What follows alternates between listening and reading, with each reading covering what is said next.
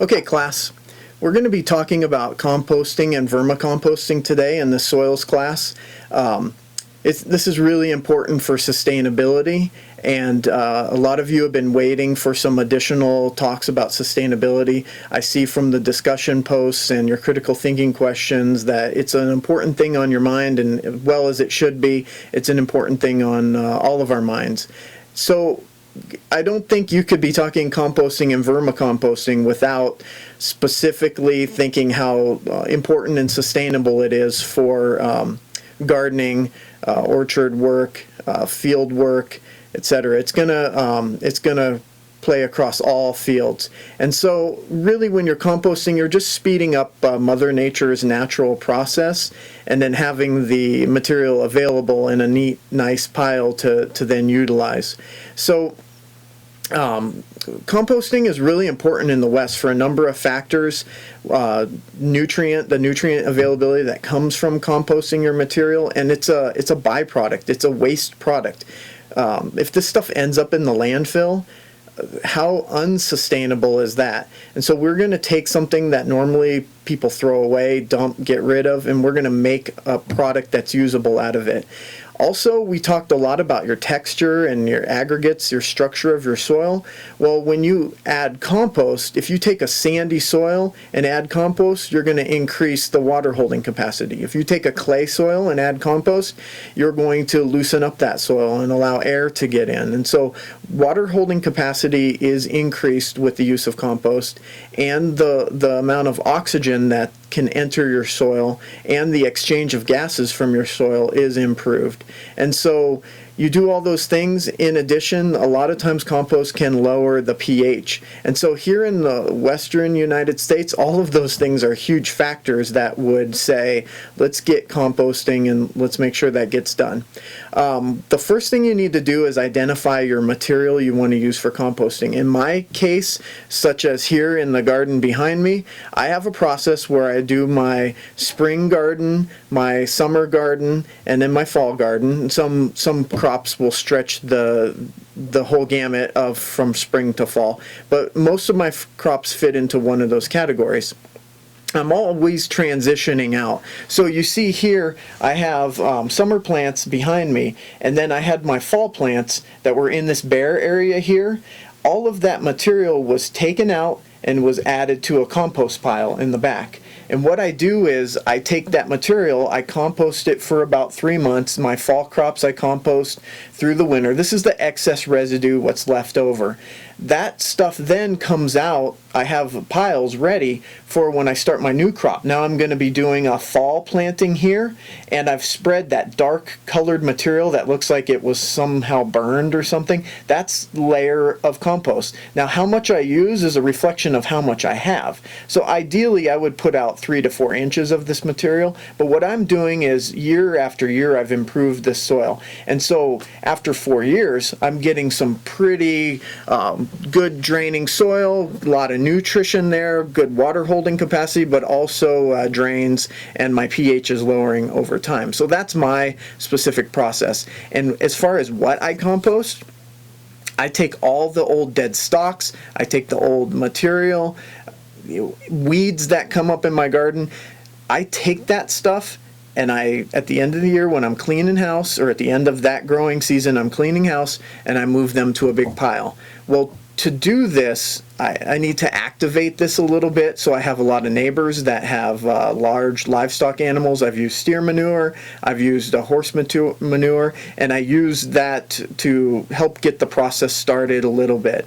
But once you pile, you need a big enough pile and a bulky enough pile that there's going to be some capacity there to really heat up when this process starts. And so everything goes in. I do skip pernicious weeds. I don't put meat products. Being in a somewhat rural area, even if you're not in a rural area, your neighbors don't want to smell meat products that are rotting away, and I don't want to draw additional animals. I don't even want my own dogs digging up in my compost pile. And so I skip those things.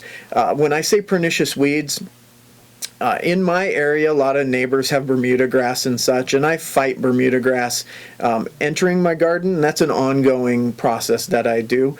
I don't want to end up with a whole bunch of Bermuda grass and then add it to my composting pile with the chance that a little stem, a little sprig, or some seeds make it through the process. I'm just re-adding that back again. So start thinking about what you're adding and would you want it in there. So once I have the pile going, the first stage is the mesophilic stage. This is a stage where the temperatures are cool. That's whatever the ambient air temperature is.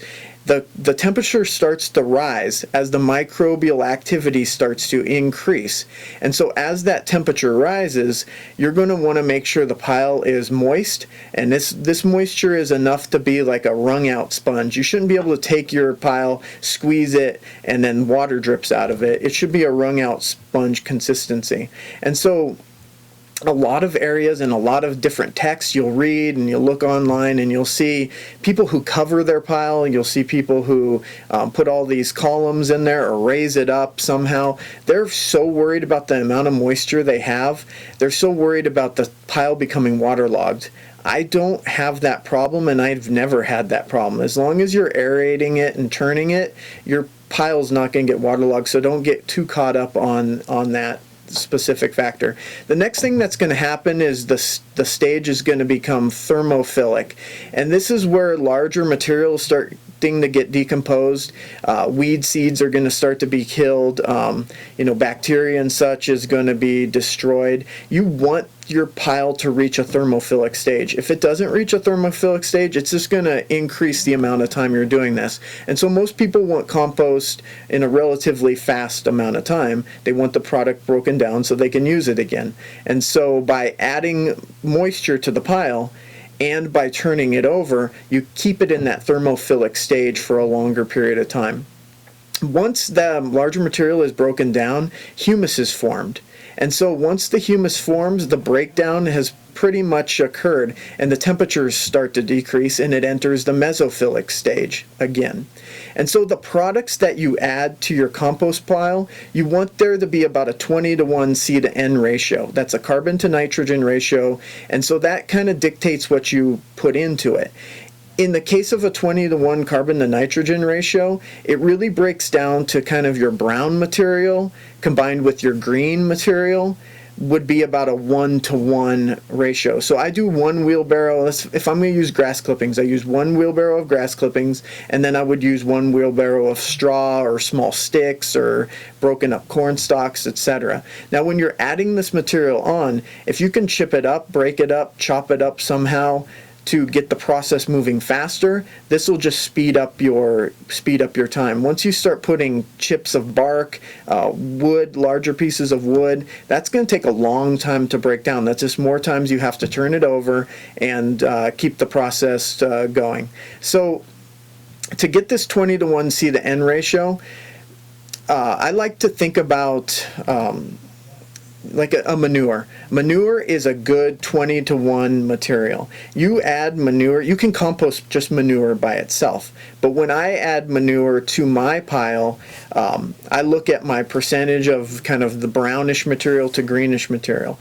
The in-between things, like leaves that have already started to fall in the fall, are a good 20:1 ratio. You could compost just leaves, but I just take everything I have. I clean out the chicken manure from the chicken coop. That becomes my manure. I take horse manure if it's available. I take all the plants out of the garden, and that starts becoming a mix of dead stems, still green material. Some of the weeds are alive and some are dead. Again, I just make sure that there's no long-lasting material, like the goat heads, for instance. If you guys know what goat heads are, they can come through a pile pretty easy, even if it's heated up to like 160 degrees in the thermophilic stage. So as it cools down, the compost pile becomes mesophilic again. If it's done and you turn it again and you wet it down, there's appropriate amount of moisture and it doesn't heat up anymore, it'll be thick, black humus. The material behind me, if I was just to grab this, it smells like earth. It is humus. It's not a reflection of the old weeds and nastiness that I put in there originally.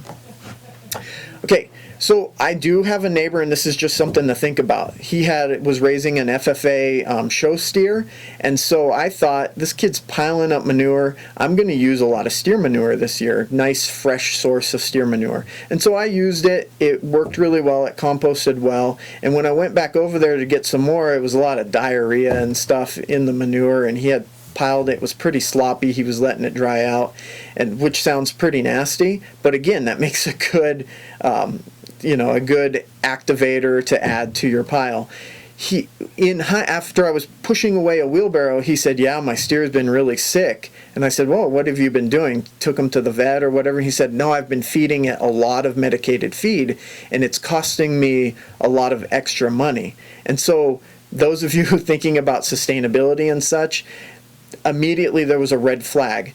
I don't know, I'm not a chemist, I don't know what could come through the entire process of breaking down that manure into humus and into compost, but I didn't want to start with a material that was coming straight through the cow that was medicated feed. So some people go to great lengths to know where their manures are coming from. When I use my chicken manure, I know what I fed the chickens and I know what's coming out.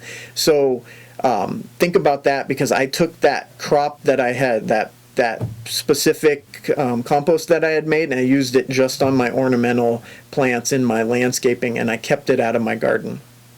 Okay, so the other thing too is if your soil is too excessive in phosphorus, you could get to a point where utilizing compost and manures now are not recommended anymore.